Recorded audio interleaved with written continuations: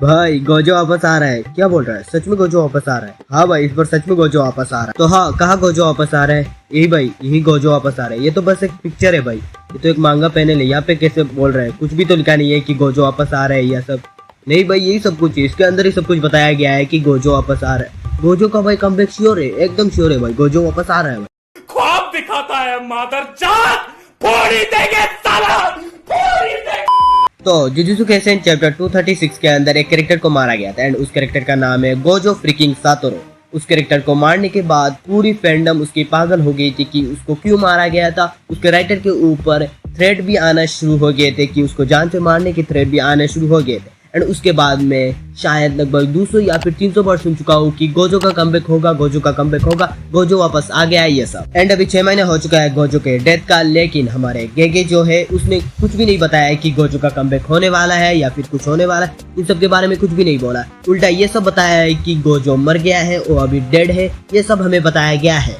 लेकिन jujutsu Kaisen का जो फैंडम है वो दूसरे अगले दिन बता देता है कि गोजो कमबैक हो रहा है, गोजो वापस आ रहा है, गोजो वापस आ रहा है। ये मैंने गोजो के कमबैक के ऊपर एक ही वीडियो बनाया था जिसके ऊपर मैंने गोजो के कमबैक के ऊपर कुछ भी थ्योरीज है उनके ऊपर बात किया। एंड उसके बाद मैंने एक भी वीडियो बनाया नहीं था क्योंकि मुझे लग रहा था कि भाई गोजो का कमबैक नहीं होगा, क्योंकि जुजुत्सु काइसेन का मांगा जिस डायरेक्शन पे जा रहा था उसके अंदर गोजो का कमबैक होने का कोई चॉइस ही नहीं था भाई।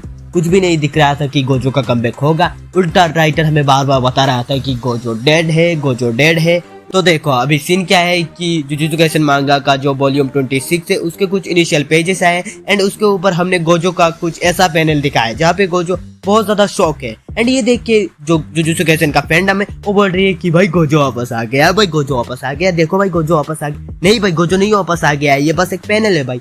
कुछ भी जहाँ पे भाई गोजो का फोटो वो देखते हैं वहाँ पे भाई गोजो वापस आ गया, गोजो वापस आने का नारा लगा लेते। एंड इस पैनल के अंदर गोजो का आँख थोड़ा चमक रहा है एंड ये देख के भाई लोग बिल्कुल बोलने लगे कि गोजो डेफिनेटली कमबैक हो रहा है भाई, गोजो वापस आ रहा है भाई।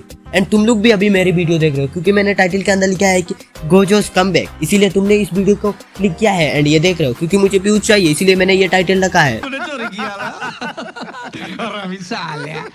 तो देखो जो भी मांगास वॉल्यूम्स है ना उनके अंदर कुछ इनिशियल पेजेस होते हैं जहाँ पे जो चैप्टर्स वगैरह है वो लिखा हुआ होता है, साथ में कोई मेमोरेबल कैरेक्टर बना हुआ होता है, कोई भी हो सकता है, कोई भी मेमोरेबल कैरेक्टर बना हुआ होता है। एंड ये एक नॉर्मल चीज है, जिन्होंने भी मांगा वॉल्यूम्स पढ़ी है उनको पता है कि ऐसा होता है भाई इनिशियल पेजेस के अंदर। एंड ठीक ऐसे ही जुजुत्सु काइसेन वॉल्यूम 26 के अंदर गोजो बना हुआ है इनिशियल पेज में, जो देख के भाई कुछ लोग एकदम पागल हो गए कि भाई गोजो वापस आ रहा है। लेकिन उन लोगों को पता ही नहीं है कि इस वॉल्यूम के अंदर कौन से चैप्टर्स है, मतलब जुजुत्सु काइसेन वॉल्यूम 26 के अंदर कौन से चैप्टर्स अवेलेबल है। तो वॉल्यूम 26 के अंदर चैप्टर 228 से 236 तक इंक्लूडेड है, रीसेंट वाला कोई भी चैप्टर नहीं है भाई। एंड चैप्टर 236 के अंदर ही तो सुकुना ने गोजो को काटा था। तो जो मांगा वॉल्यूम्स होते हैं ना उनके अंदर कुछ एडिशनल पेजेस होते हैं जहाँ पे कुछ इन्फॉर्मेशन वगैरह, साथ में एक पैनल दिखाया जाता है, कुछ मेमोरेबल कैरेक्टर का ड्रॉ करा हुआ होता है। एंड ये एक नॉर्मल चीज है भाई, कोई इंडिफरेंट या फिर कुछ नहीं होता है, समझ में आया। लेकिन देखो अभी कुछ लोग बोल रहे हैं कि जुजुत्सु काइसेन वॉल्यूम 25 के अंदर एडिशनल पेजेस है, उसके अंदर सुकुना का जो ओजी फॉर्म है ना वो हमें रिवील कर दिया गया था। एंड ये चीज हमें तब रिवील नहीं किया गया था कि सुकुना का कोई ओजी फॉर्म है, और तो हमें बाद में पता चला जब काशिमो के अगेंस्ट सुकुना ने फाइट किया था।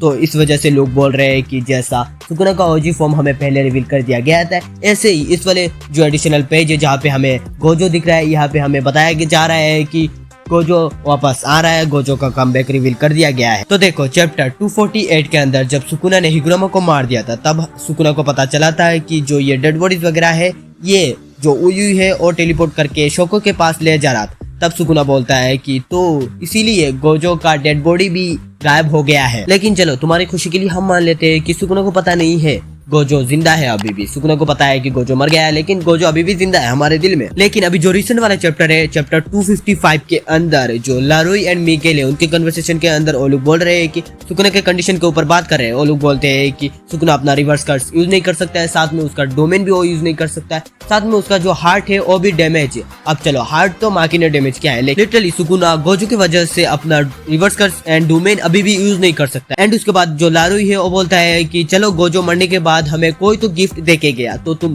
सुन रहे हो गोजो मरने के बाद तो गेगे इनडायरेक्टली बहुत सारे हिंट दे चुका है कि गोजो मर गया है। समझ में आया? देखो मुझे पता है कि गोजो का ऑफ स्क्रीन डेथ हुआ है, साथ में उसके साथ चीटिंग भी हुआ है, उसके साथ एक फेयर फाइट नहीं हुआ है, उसके साथ एक अनफेयर फाइट हुआ है। देखो मैं तुम्हें बताता हूँ कि कैसे ये एक अनफेयर मौत हुई है, साथ में सुकुना ने कैसे चीटिंग किया है। रिसेंट वाले चैप्टर के अंदर मतलब चैप्टर 255 के अंदर हमें एक चीज रिवील किया गया है। जब चैप्टर 235 के अंदर गोजो ने होलो पर्पल मारा था तब महारागा खत्म हो चुका था एंड साथ में सुकुना अपना एक हाथ गवा दिया था एंड उसके बाद ही सुकुना ने गोजो को वल्करिंग स्लेश से काट दिया एंड ये चीज पॉसिबल नहीं थी, यही हमें बताया गया है चैप्टर 255 के अंदर। तो सुकुना को अपना डोमेन या फिर वल्करिंग स्लेश मारने के लिए उसको एक हैंड साइन परफॉर्म करना पड़ता है जिसका नाम है एनमार्टे। लेकिन जब सुकुना ने गोजो को मारा था तब उसके पास एक ही हाथ था, तो उसने कैसे हैंड साइन परफॉर्म किया था एंड कैसे गोजो को वल्करिंग स्लेश से मारा था। तो तब सुकुना ने एक बाइंडिंग बो किया था एंड इसी बाइंडिंग बो की वजह से सुकुना ने बिना किसी हैंड साइन परफॉर्म करे हुए वल्करिंग स्लेश रिलीज कर पाया था, जो गोजो ने कभी प्रेडिक्ट ही नहीं कर पाया होगा। एंड ये जो शॉकिंग रिएक्शन वाला पैनल है ना, ये मुझे लगता है कि उसी चीज का रिएक्शन है भाई, कि गोजो ने कभी प्रेडिक्ट ही नहीं किया था कि सुकुना ने उसे ऐसे कोई वल्करिंग स्लेश मार सकता है एंड इसी वजह से वो इतना ज्यादा शॉकिंग रिएक्शन दे रहा है। मैं गिरा होया बंदा जमा नीच बल्ली है ओरा के सिरा पर नहीं री। अगर तुम इसे कोई जुजुत्सु काइसेन का मांगा फॉलो करते हो तो तुमने एक चीज नोटिस करी होगी, जुजुत्सु काइसेन का मांगा अभी बहुत ज्यादा बोरिंग हो चुका है। अगर जुजुत्सु काइसेन मांगा उसकी एंडिंग में चल रहा है तो भाई उसका एंडिंग अभी भी बहुत ज्यादा खराब हो चुका है।